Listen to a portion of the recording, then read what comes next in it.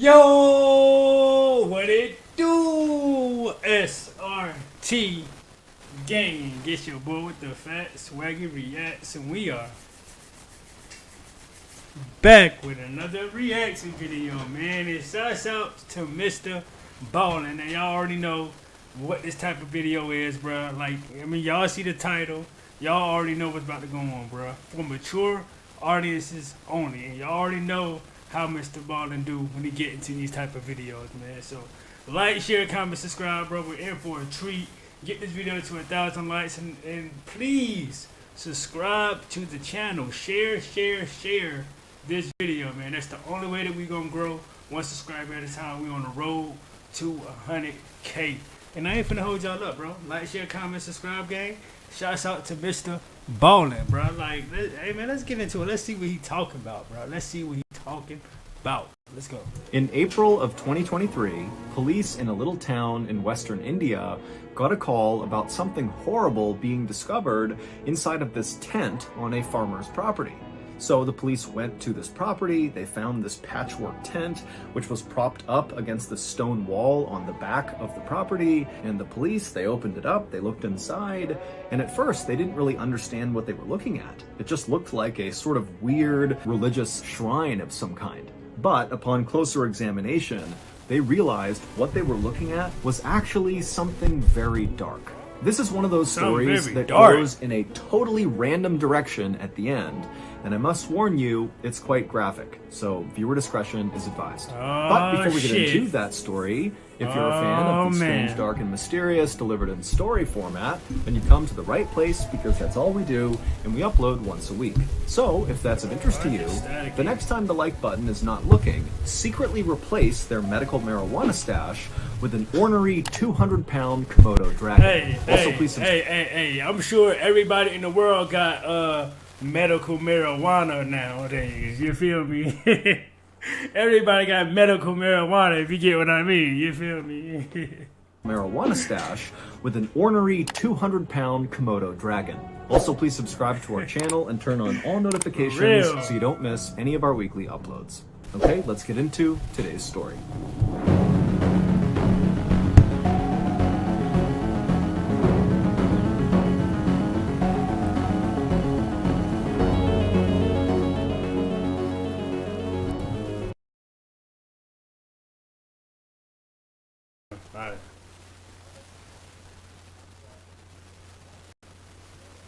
Step of a little shack in a little village in western India called Vinchia.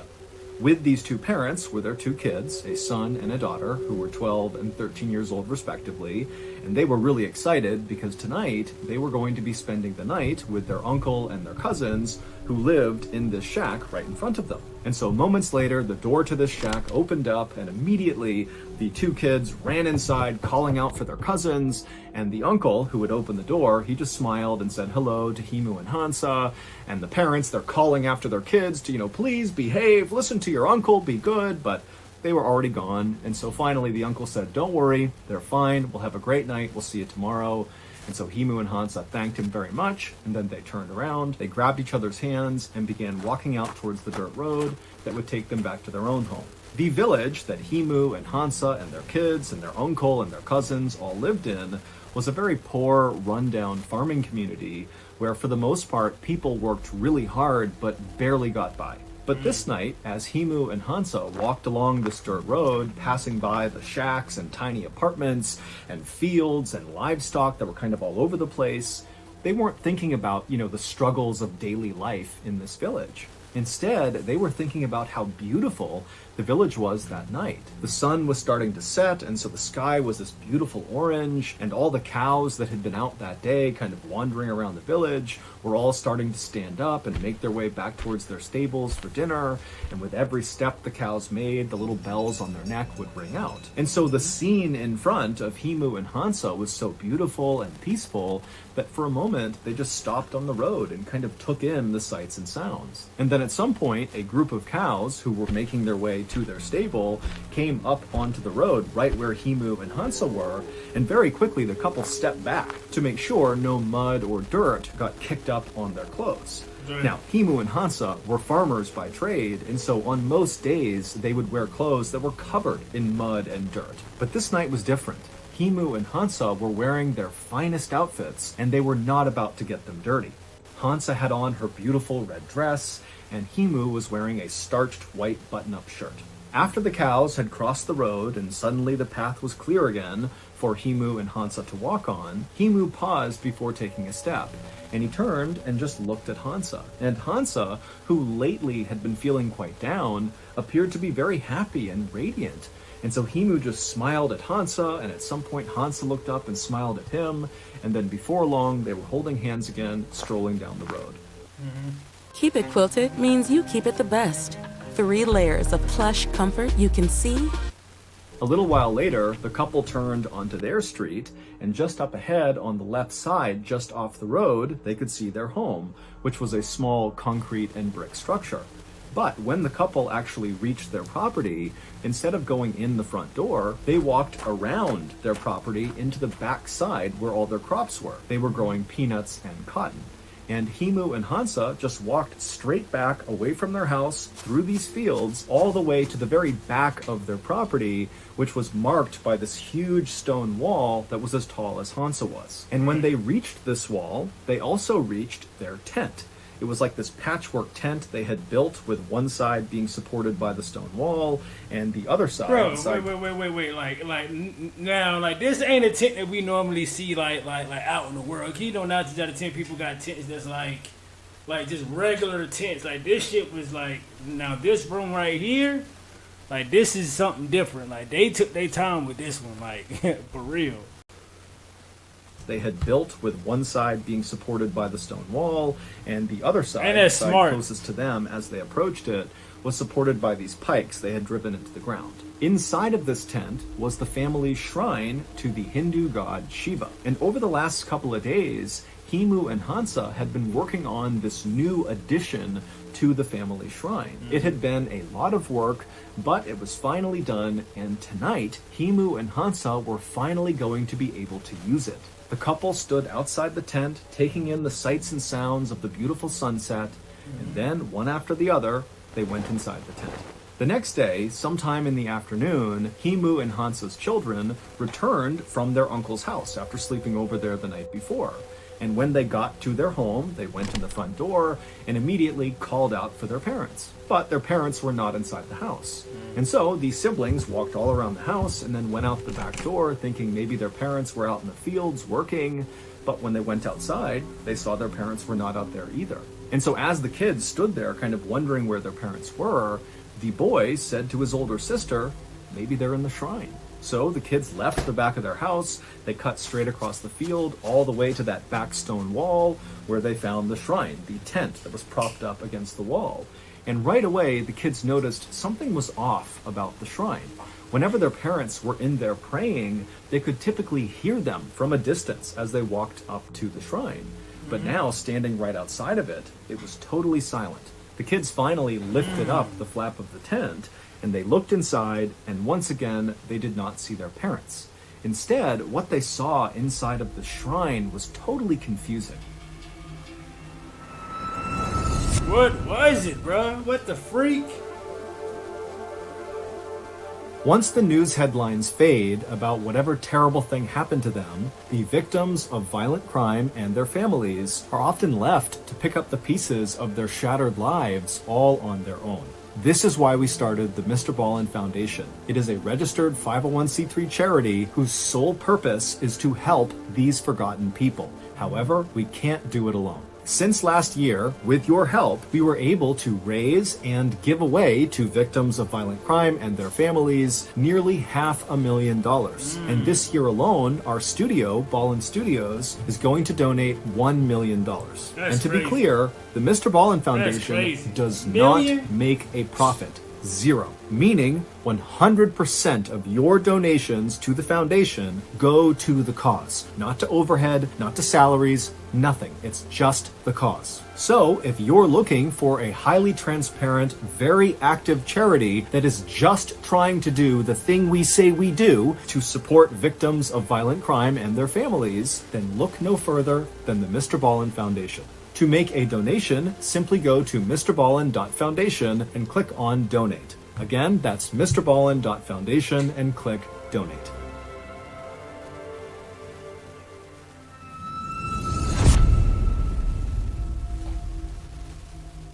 The shrine, which their parents typically kept absolutely immaculately clean at all times, looked kind of dirty. There was this weird, rusty-colored liquid kind of all over everything, including on some of the holy objects, like the picture and statue of Shiva. And in the middle of the shrine, where there was this fire pit, were these two hunks of meat that looked like they had been placed in the fire and then forgotten about. The kids knew their parents would never leave the shrine in this condition, nor would they spoil food and let it sit out on a fire and not eat it. And so they're thinking to themselves, what happened inside of the shrine and where are my parents? And then, when they did one more look around the inside of the shrine, they noticed something that they had not when they first opened up the tent. And when they realized what it was, they screamed and took off running. This is the story behind what those children saw. The night before, when their parents, Himu and Hansa, stepped inside the tent, they looked around and surveyed the shrine. Right in the middle of the shrine on the ground was that fire pit, and then off to the right side of the fire pit was a small egg-shaped statue that was a statue of Shiva, and then next to the statue was a picture of Shiva. Shiva is a powerful figure in the Hindu religion. He is viewed as a god of both rebirth and of destruction. And when he is portrayed, like in the photo and in the statue that was inside of the shrine, his skin is smeared white with the ashes of corpses. He has crescent moons in his hair, and around his neck are snakes and skulls. And so Shiva is kind of viewed as both a loving, kind god and also one to be scared of. And so after the couple looked around at their shrine for a second, they got to work. Even though that night it was very hot and muggy outside, the first thing the couple did was get some firewood off to the side inside of this tent, put it in the fire pit, and start a fire. And then after the fire was built, Hansa began sprinkling orange flower petals all around the statue and picture of Shiva. And at the same time, Himu got out a piece of paper and began writing a note. And as he wrote, his hand shook with nervous anticipation of what they were going to do that night. And then after Himu finished writing this letter, he and Hansa dipped their thumbs in ink and pressed them to the bottom of this note, kind of like signing the note. And then after the note was complete, they folded it up and tucked it between the statue and the picture of Shiva. Then Himu and Hansa turned their attention to their newest addition to the shrine. The new addition basically just looked like a big door frame, but without a door in the middle of it. It was made out of scrap metal that Himu and Hansa had gathered around their village, and if you were standing in front of this structure, it would almost look like you were looking at a doorway into the fire pit. And also draped over the top of this rectangular frame was a white rope. And so Himu and Hansa moved over right in front of this structure as if they were going to walk through the frame into the fire. But instead of doing that, they knelt down right at the base of the structure, right in the dirt, and then they both, in unison, began to say a prayer out loud. And then after the prayer was done, Himu reached up and grabbed one end of this white rope, and he began pulling it until it was tight. And then he pulled it a little bit more and a little bit more until he had it right where he wanted it, and then he held the rope steady. And then Himu, still holding onto this rope, along with Hansa, very carefully got down onto their bellies, Himu being very cautious not to give any slack to the rope or pull it any farther. And then once they were in position on their bellies, all they would have heard was the crackling of the fire in front of them, and all they would have felt was their hearts beating in their chest. Now, very likely, Himu and Hansa were terrified at this point, but this was their moment. They had come too far, and they knew they had to finish this ritual. And so, with one last loving look at each other, the couple nodded, and then turned their attention back to the fire, and then Himu let go of the rope. The rusty-colored liquid that Himu and Hansa's children would discover inside of this shrine the next day was Himu and Hansa's blood. And the two hunks of meat that their children saw in the fire pit were their parents' decapitated heads. Whoa! Hold up, wait, man. Please, what's up? Oh my God, bro! Please don't tell me that these type of rituals where you gotta break. basically commit suicide to be reborn. Like, oh my God, no. Saw in the fire pit were their parents' decapitated heads. The children realized this was the case when they scanned around the tent one more time and noticed their parents' headless bodies lying side by side at the base of the structure. That was what, of course, caused the children to run outside and go find the police. This new addition to the shrine, the metallic structure, was a homemade guillotine. A guillotine is a device that kills people. A homemade guillotine, bro. And these guys was so like, like doing these rituals, these. Oh my God, bro. Like I don't believe in no ritual like that, bro. I'm not even gonna tell a lot of y'all. Like to the point you gotta kill yourself in order to be reborn. This, that, and the third. No, bro. Shouldn't no ritual be like even existed with you taking your own life, bruh. Outside and go find the police. This new addition to the shrine, the metallic structure, was a homemade guillotine. A guillotine is a device that kills people by cutting off their heads. The white rope that Himu had pulled on was connected on one side to a very heavy metal blade.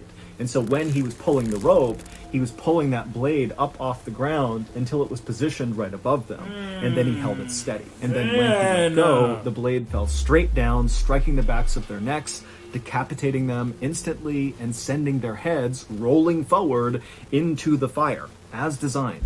When the police arrived at the shrine, they would find that letter that Himu and Hansa had written and then signed with their thumb, tucked near the statue and the picture. And in this note, Himu and Hansa would not give a reason for why they did this, but they would say, this was our choice, we wanted to do this, we just asked that our living family members take care of our children and our elderly parents. No one has been able to give a reason for why Himu and Hansa intentionally decapitated themselves and then let their heads burn in a fire. Their family has said there was no indication that the couple was going to commit suicide. I mean, they seemed happy. They were not financially well off, but they were not financially struggling either. It seemed like their life was good. And so basically, this whole thing came out of left field. As for the police, they believe that Himu and Hansa must have been performing some sort of black magic ritual where they believed if they lopped their heads off and allowed them to roll forward and burn in this fire, that somehow would bring them closer to perhaps Shiva or some other god or some other higher power. But as of today, no one knows. Oh my God, bro. Bro, oh my God. Bro. So, rest in peace to these two guys, man. But these rituals, man, and the stuff that these people be believing in about committing suicide and just taking your own life to possibly be reborn and just benefiting your family. So, not, like what? Like who? Like this is crazy to me, bro. Rest in peace to both these people, man. But it's just like, man, come on, bro. And I understand these different countries and stuff be having all these different rituals and people believe in, Jesus, Jesus, or whoever, bro. Like, shouldn't no ritual involve you taking your own life, bro? That should never be the end result, bro. If you taking your own life, bro. That's just me, man. But shouts out to Mr. Ballen, man. Like, God, bro. Like, oh my God. By decapitation. By decapitation, bro. Wow, bro. Like, share, comment, subscribe, gang. Tell me how you guys feel down in the comment section, man. And this, like, wow, bro.